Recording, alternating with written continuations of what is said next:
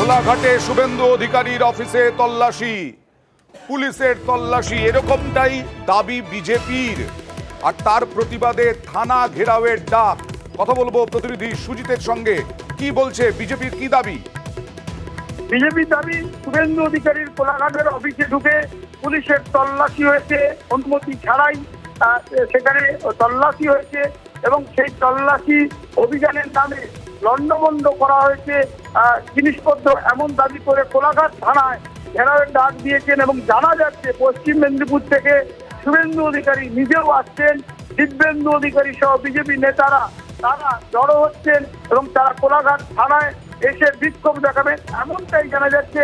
এবং তাদের দাবি, বিজেপির অভিযোগ যে কোনো রকম কোনো অনুমতি ছাড়াই বা যে আদালতের যে নির্দেশ রয়েছে শুভেন্দুর বাড়িতে অভিযান বা কোনো গাড়ি অভিযান বা তল্লাশি, সেখানে আইনি ব্যাপারে যে অনুমতি সেটা নেই। তাদের দাবি, সেই অভিযোগ তুলে তারা জানাচ্ছেন কোলাঘাট থানা কিছুক্ষণের মধ্যে তারা ঘেরাও করবে।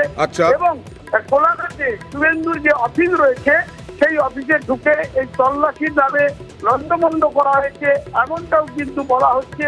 সব মিলিয়ে একেবারে নির্বাচনের যে বলা যায় নির্ঘণ্ট, 25 তারিখ ভোট, আজ 21 তারিখ, পরশুদিন প্রচার শেষ, কালকে অমিত শাহ আসছেন জেলায়। তার আগে আগে এ ধরনের ঘটনা নিয়ে সুর চড়াচ্ছে বিজেপি। তার মানে বোঝাই যাচ্ছে যে আবার কোলাঘাট থানার সামনেও রণংদেহী হবেন শুভেন্দু অধিকারী। যেমন কিছুক্ষণ আগে এই যে ছবি দেখছেন, এই ছবিতেই হচ্ছে এটা কেশপুরেও রণংদেহী শুভেন্দু, কেশপুরেও রণংদেহী। কেশপুরে সভা করতে যাওয়ার সময় বাধার অভিযোগ, ফেরার পথে সেখানে দাঁড়িয়ে হুঙ্কার। মস্তানি চলবে না, আমাকে ভয় দেখিয়ে দেবো লাভ নেই। কোথায় ঘিরবেন যে, কোথায় কোথায় তোলামূল ভোট হবে, ভোট চুরি করতে দেব না এবারে। আমাকে আটকাবে এত বড় সাহস? কোথায় পালিয়ে গেছে কেন? পালিয়ে গেছে কেন গুন্ডারা? ওদের মালিক মমতাকে হারিয়েছি আমি, আর ভাইপোকে যদি জেলে না ঢুকাতে পারি, আমার নাম শুভেন্দু অধিকারী। 10টা গুন্ডার নাম নিয়ে গেলাম এখান থেকে, 10টা গুন্ডা সোজা করবো আমি। 10টা গুন্ডা মিটিং করতে দেবে না, চেয়ার পাততে দেয়নি, পালিয়ে গেছে। দেখুন না কোথায়। ভোট করাবো, মমতা জেনে রাখো, ভোট হবে। তোমার পুলিশ তোমাকে বাঁচাতে পারবে না। ধৃতিমান গেছে, ওসি কেশপুরও যাবে। ওসি কেশপুরকে বলে গেলাম, অনেকবার বেড়েছে আপনার। সিপিএম এর সময় রাজ দেখেছি, আমাকে ওসব ধমকে লাভ নেই। আমার মিটিং এর কাছে ছেলেকে মেরেছে, কোথায় তারা? পালিয়ে গেছে না? একটা কারো যদি গাড়িতে ঢিল পড়ে দফা রফা করে দিয়ে চলে যাও। আমাকে চেনে না এখনো, মেদিনীপুরের ছেলে আমি। ওদের মালিক মমতাকে হারিয়েছি। আমার সঙ্গে রয়েছেন তৃণমূল মুখপাত্র জয়প্রকাশ মজুমদার। আপনি শুনলেন যে পুলিশও বাঁচাতে পারবে না তৃণমূলকে, কেশপুরে সন্ত্রাস বন্ধ করবেনই শুভেন্দু অধিকারী। আমার গলার স্বর শোনা যাচ্ছে? একদম।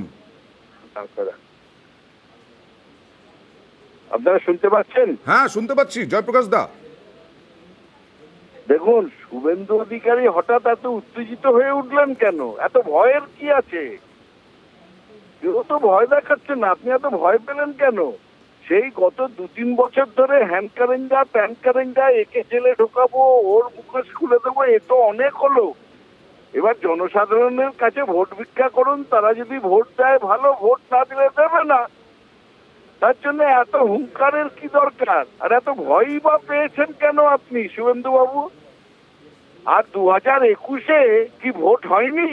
তখন তো প্রায় 1000 কোম্পানি সেনাবাহিনী এসছিল, কেন্দ্রীয় বাহিনী এসছিল। সে ভোটে কি কেন আপনারা 77-এ আটকে গেলেন? আমি তো জানি সেই সময় আকলাবাদ 200 বার বলেছিলেন, খুব চিৎকার করেছিলেন, তখনও হেরেছেন, এখনো হারবেন। বেশ, হাজার হাজার সেনাবাহিনী কেন্দ্রীয় বাহিনী নিয়ে এসেও, ইলেকশন কমিশনকে পকেটে পুরেও জনসাধারণ না থাকলে জিততে পারা যায় না। এটা হচ্ছে সিম্পল হিসেব। শুভেন্দু বাবু হারবেন, আপনি হারবেন, এই চিৎকার করে লাভ নেই। আপনি ভয় পেয়েছেন, তাই এত আজে বাজে কথা আর হুমকি আর ধমকি দিচ্ছেন। ধন্যবাদ।